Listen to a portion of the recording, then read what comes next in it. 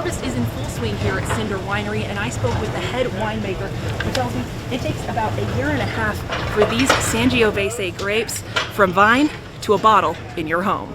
Smells amazing. We did have a hard year last year. People might remember some stories about the winter. January of 2017 damaged some of our grapes. Cinder Winery co-owner, head winemaker, and Boise native Melanie Krause is the mastermind behind over a decade of excellence in Idaho wine. Fortunately, they regrew over the summer of 2017. The farmers were able to retrain them. And with only 3 weeks left of harvest season, she says this year's vintage is off to a perfect start. The wines are tasting delicious. After being picked, the grapes are then transported from the Snake River Valley and processed through this machine. They are destemmed, crushed, and put into these large bins to start the fermentation process.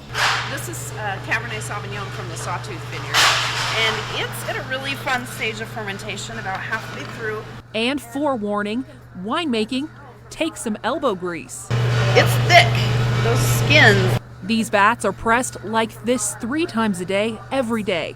And with 45 bins total, that's quite the workout. All those bubbles coming up are the yeast.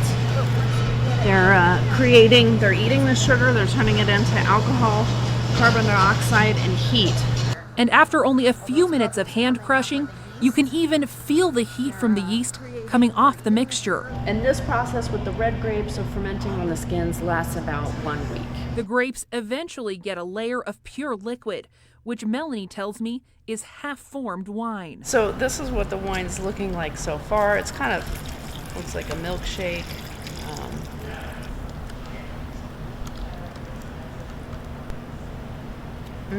Yum. The grapes are then pressed, barreled, and then aged to perfection, which can take from a year to a year and a half. Each varietal takes close to the same journey, an intricate process to create the perfect palate.